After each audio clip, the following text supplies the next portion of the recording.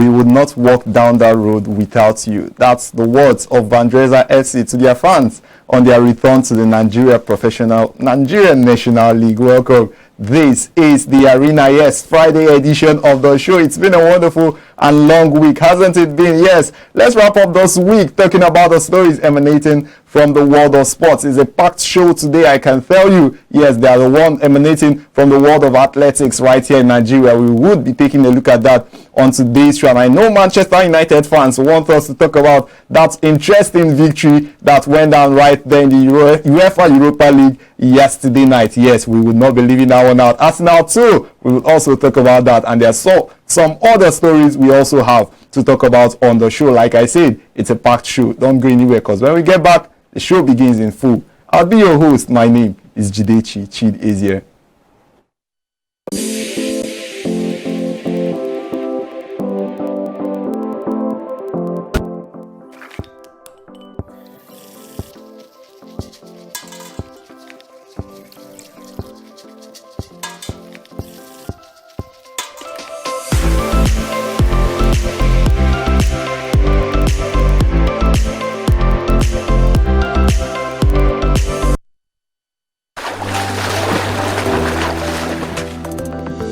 Powerful looks command respect, they say.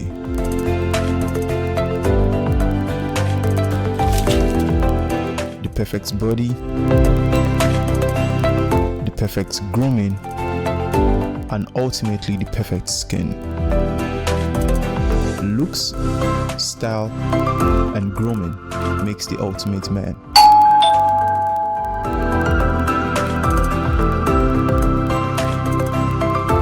Found a ridiculously easy way to make my skin always feel epic.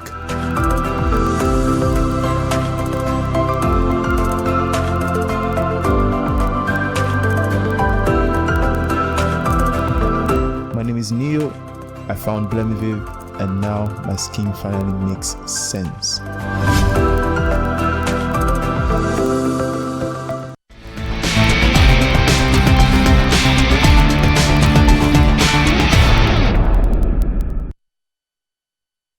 Yes, welcome back. This is the Arena. If you're just joining, then you're joining right on time. We're about to start off the show and talk about the big stories emanating from the world of sports. Yes, like I said, my name is Jidechi Chidiezie, and joining me on the show today is a wonderful gentleman, an interesting sports analyst, I will say. It's somebody I've listened to a couple of times, and it's a pleasure having him in the studio with me, John Oyebode.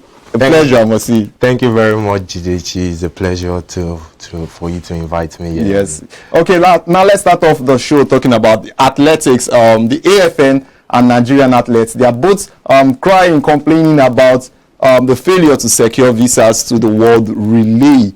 Well, the issue of the AFN, like most things in Nigeria, there is a problem between their rival factions, basically, and there is a rival faction that Ibrahim Gusau is in charge of, and there is the other one which Olamide George is in charge of. Now, Olamide George is the one that the sports ministry recognizes as the acting president of the AFN. While we're told now that Ibrahim Gusau has the password for the AFN, and that is why he delayed the application of athletes. And the sport ministry has come out to say that he has put his own grid over 200 million Nigerians. While also Olamide George and the sport ministry, they've come out to say that we probably might not go to Poland because of the visa issues. You have to get at least 2 weeks before you're granted a visa. So we probably might not go to Poland, but the our race to qualify it has not ended yet. There are other events that we can qualify for, that we can use to qualify.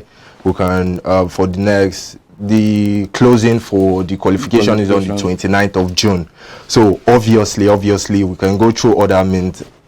It would be very nice to see our athletes at Olympics. It would be very nice to see. Let me read the comments of the AFN Secretary General on why Nigeria actually failed to get visas for that one that is going down. In case you're in the loop and don't know in case you're not actually in the loop and don't know what's been going on, yes, the words of the AFN Secretary General, he said, we did not get to officially register the team until Thursday last week and apply for entry visas at the Polish embassy. Upon our application, the Polish embassy insisted it will take 2 weeks to process the visa applications and all entry tests for a quick consideration, and they were all ignored. That's what he's saying. But like John is saying, there's also good news for that one. Yeah, he continues by saying that there's a possibility of the AFN, that's the Athletics Federation, to still get the athletes to qualify for the Olympics, and that's by going through another means. I mean, like you said, it will be quite the interesting one to see the athletes get to qualify. Of course, and you know, this is a very big part of our Olympic history, because most of our medals have been won through the relays. We have won, of our 13 medals from the Olympics, we've won 8 through relays. So it's going to be a very, very, very massive thing if we can qualify through the African athletics event that we'll be going for. Okay, let me also read the other parts of the comments. He said, it's not just been a fight of the AFN alone. Yes, AFN said the sports minister, Sunday Dare, had to involve the Ministry of Foreign Affairs to ensure, the Ministry and Foreign Affairs also, to ensure that we get the team visas to Poland. But the embassy stood its ground, and we, after consultations with the sports ministry, decided to switch to our second plan, which was to convert a pre-arranged training tour to include qualification for the 5 relay events. It also goes on saying the World Relay does not close the qualification window for the Tokyo Olympics. We have other events, and you go there and say we have quite a number of opportunities to achieve our aim on getting the Nigerian relay teams to the Olympics. Now, my interest here is what could have possibly led to this? Why, at this point, should we be talking about 2 factions of the AFN? And we also remember that the AFN elections are coming up. It means if we can have an issue that involves the athletes now, it means there's likelihood of another drama to ensue when the AFN elections come up. Yeah, the AFN in itself, it's like all other sport bodies in Nigeria. There are a lot of benefits from being top. So most of there's always going to be issues as far elections, as far who wants to be at the top and who wants to take the federation to another level.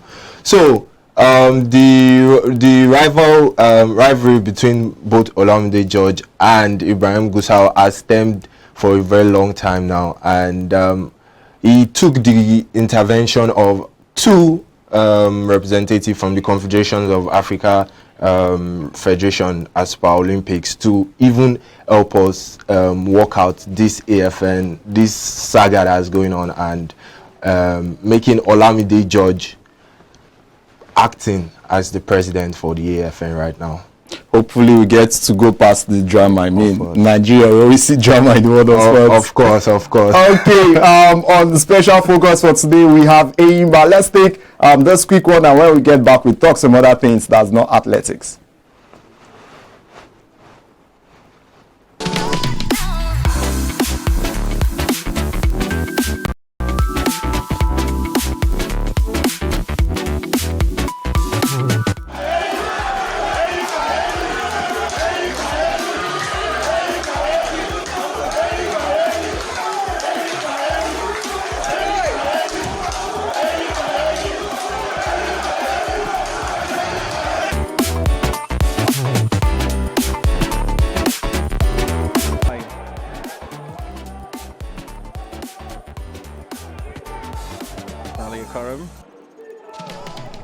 It's in the cross, the goalkeeper comes.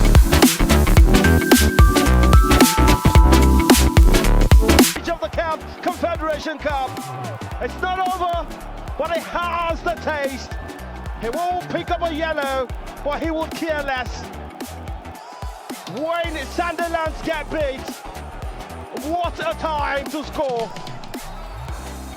What a moment.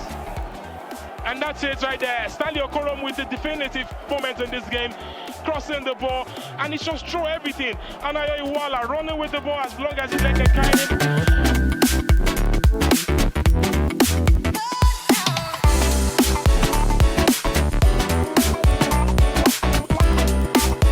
thing in terms of threat. And the whistle goes where they call home, Dave, not only 45.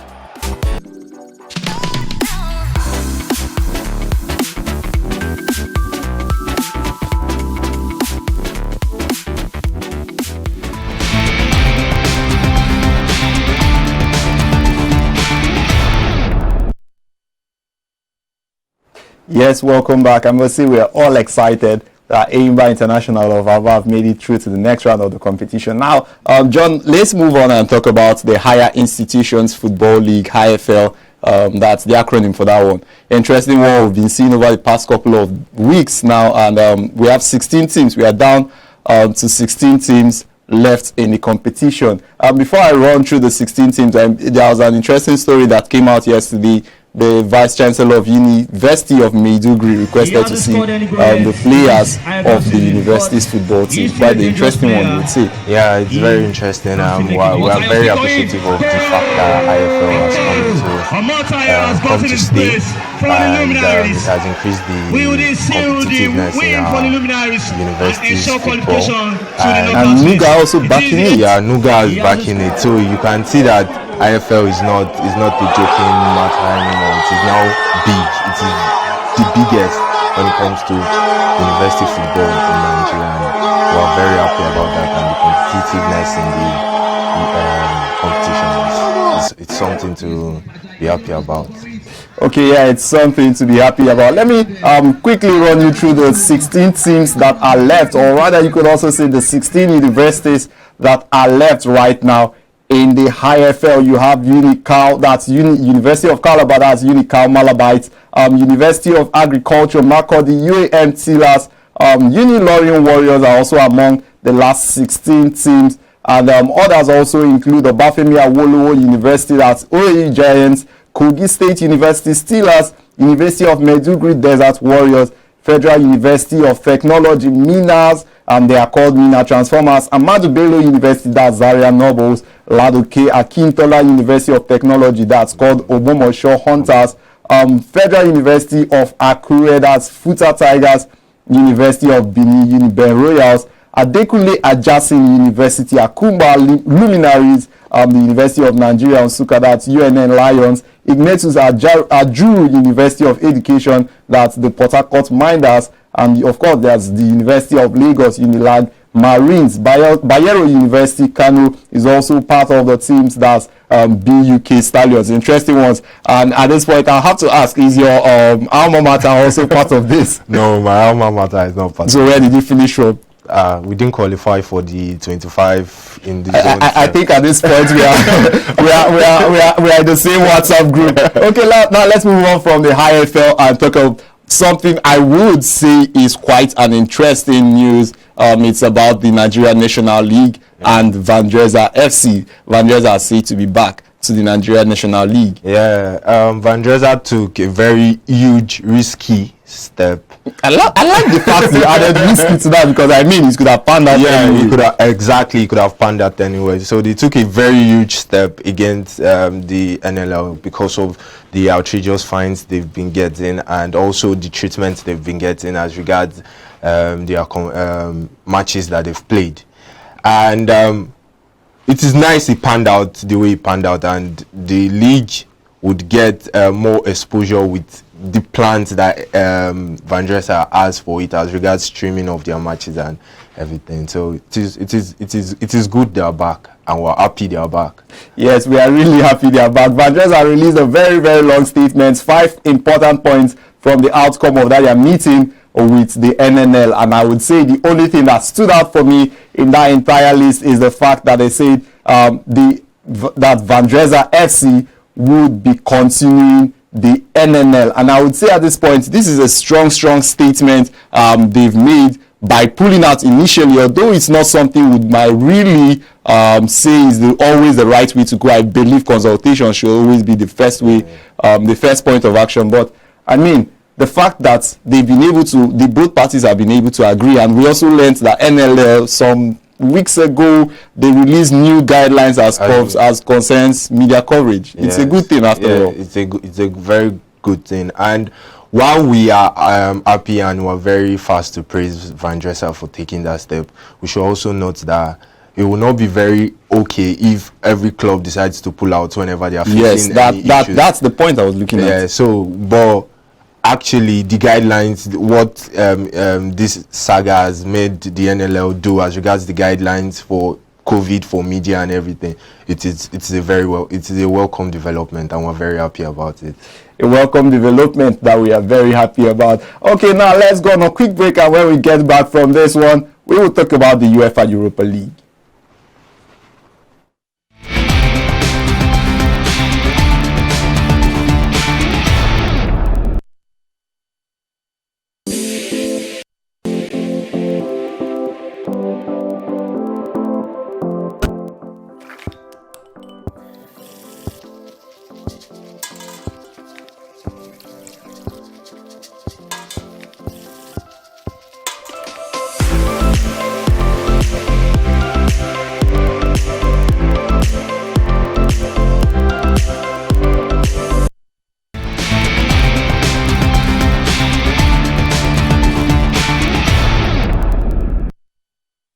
Welcome back. This is the Arena. Yes, in the studio with me has been John Oyebode, a sports analyst, and we've been talking about all things sports right here on the show. Now, John, we can't talk about sports today and not talk about the ones that went down yesterday night in the Europa League. Yeah, the Europa League. We are grateful for the entertainment we got from Manchester United. Okay.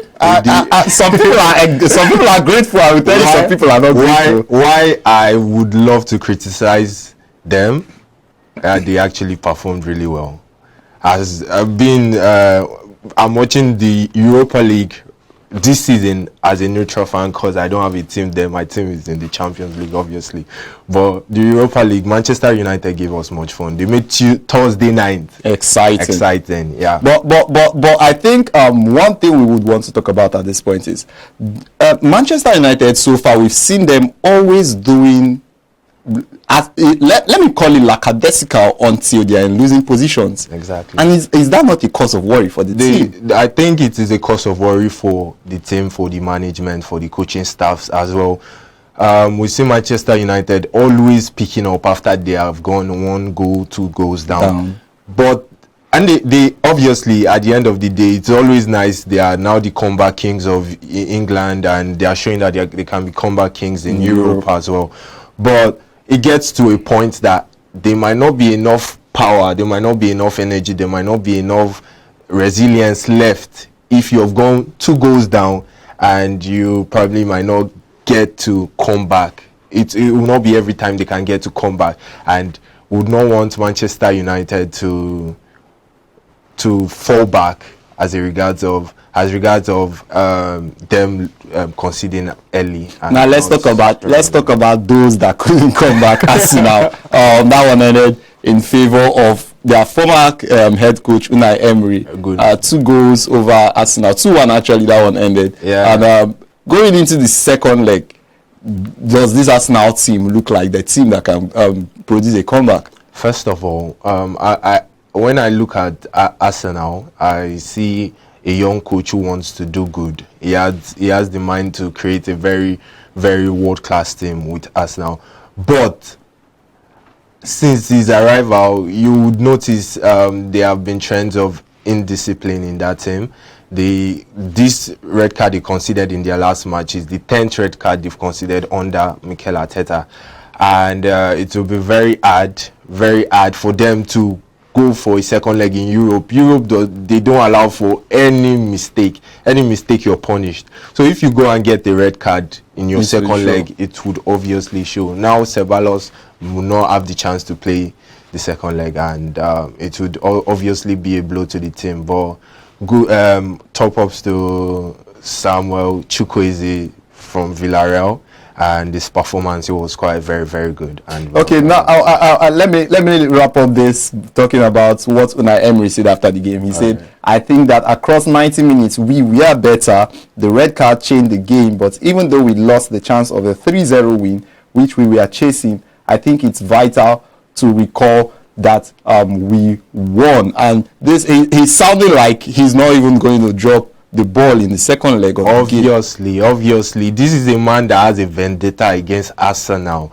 He came to Arsenal in the hopes of getting the kind of legacy that Arsene Wenger also got, as per staying for a very long time, and it was cut short. So this is a man that knows how to win the Europa League. It is his league. It's his league, the Unai Emery league. Exactly. So he knows how to win the Europa League. I don't think Arsenal would come back against Villarreal, but let's hope for the best for Arsenal. As far we from England were supporting them, the English teams, but I don't think Villarreal would drop the ball for Arsenal. Okay, it's Friday again, and you know what always goes down on Friday. Yes, Prediction Friday is here again. Let's take this quick once more. Before we go there, remember the rule always remains the same. If you must stake on any game, you have to do so responsibly. And if you must stake on any game, ensure you only stake what you can afford to lose.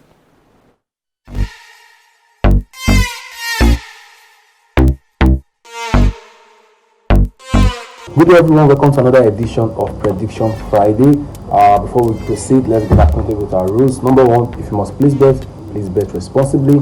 Number two, please bet with money you can actually afford to lose. You know, football is like a game of biscuits you can break on either side. So without further ado, let's get on to the predictions. This weekend we have quite a number of interesting games, so we're backing a couple of teams to win.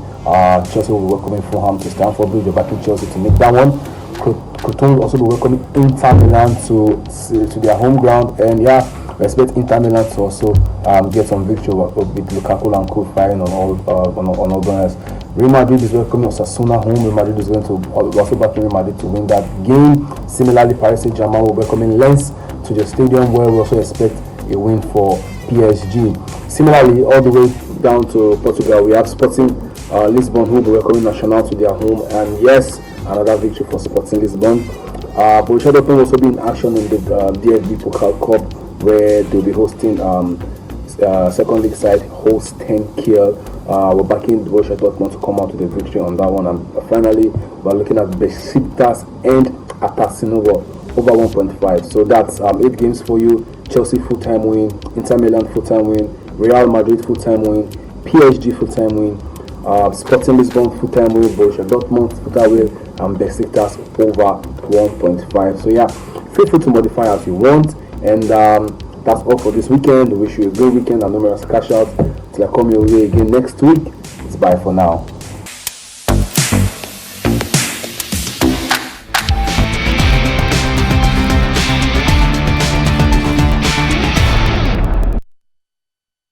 Like I said, if you must stake, ensure you do so responsibly and only stake what you can afford to lose. Now, John and I, we've been talking about all things football on this segment of the show, and we cannot do that without talking about how the big game between Barcelona and Granada ended yesterday night. Yeah. 2-1. It was very massive. It was the underdog beating the ones we thought would win. We thought Barcelona would go into the driving seat for the La Liga, and which makes the title race even more interesting at this point. Well, with big ups to Granada for what they did. They came back and they won the match, which is very, very, very. We have to applaud them for what they did. And we also saw Ronald Koeman getting a red card, and everything falling apart for Barcelona. Everything falling apart for Barcelona. Chino Achebe couldn't write the better script for football. Okay, that's how that one is looking right now. You can see the standings on your screen. Atletico Madrid still top of the La Liga table, but games are going down this weekend. Why not even go straight into that one? Yes, games are actually going down this weekend. Let's start off talking about La Liga, where games will be going down and where Barcelona, Atletico Madrid and Real Madrid will be at it again, and possibly see if they can get a chance to topple each other in the La Liga table. I like how you mentioned the three Osman that we know, but there's also a fourth one who is coming silently. That's the interesting thing about it. They're coming silently and nobody's remembering that they're in that race. So Sevilla too is in the race, and it's going to be very, very beautiful. Let's see. Would love to see an upset in La Liga, but let's see how it goes. 5 more games to go. Okay, 5 more games to go. Quickly, the results on your screen right now. Starts off on Friday right there in Spain. Celta Vigo and Levante. Eibar and, of course, Deportivo Alaves. And why not I leave out these games and talk about the big ones of the weekend? Talk about LK and Atletico Madrid going down on Saturday. Real Madrid themselves will be taking on Osasuna. Villarreal, another interesting side, they would be playing Getafe. Barcelona and Valencia. I can tell you that my eye is on that game. Barcelona and Valencia. And of course, on Monday, Sevilla would have their own game against Athletic Bilbao. That's how it's going down right there in Spain. Talk about England. Talk about the English Premier League. It starts off on Friday, and it will be Leicester City and Southampton. Before I run through the other games of the Premier League, Kelechi Iheanacho once again, we will be looking out for him. Senior Michaels. We would be looking out. We would be looking out for him. Definitely, we got an eye on that one. The other games also in England would be between Manchester City and Crystal Palace, Brighton and Leeds. Chelsea will take on Fulham, Everton and Aston Villa. On Sunday, you have the ones between Newcastle United and Arsenal, Manchester United and Liverpool, the big game of the weekend. Tottenham Hotspur and Sheffield United. And then on Monday, Wolves takes on West Brom and ends off with Burnley and West Ham. Let's end off talking about the English Premier League, who are talking about stopping online abuses. Yeah, it's a very nice thing that the Premier League is doing. They are coming up. They are stopping their social medias from working for the next 1 week. So let's see how it goes. Let's see the steps and the result of the effect of their ban on social media for the next. I mean, at this point, we don't want to see any sort of abuse. We don't want to see any sort of abuse. Football should be a game of love, a game that, irregardless of the results, you still love the game and you love the players. So let's show love. Let's show compassion to these players. It's not easy what they are doing. They are already going through the stress of losing. You should not add the stress of racism too. Okay, let's end it on that note. Yes, John says it should be a game of love. That's what football should be. Not just football, sports in general should be a game. It should be something of love. Show love to somebody through sports. Why not do that today? Yeah, quite interesting. Thank you. It will be, John. I mean, it's been fun having you around. We get to do this some other time, hopefully. Yeah, hopefully. Thank you for having me. Always my pleasure. And for you who is watching from wherever you are, I would say thank you for watching. I mean, it's always a pleasure that you also join us on this show as we talk about the stories emanating from the world of sports. It's the weekend, and I would always say during the weekend, ensure you try to have fun, try to see 1 or 2 games, or try to do something that is interesting for you, something that you would call entertaining. For now, we would have to call it a wrap here, but we'll be back next week, because he that fights and runs away lives to fight another day. My name is Jidechi Chidiezie. Till next time I come your way, stay safe.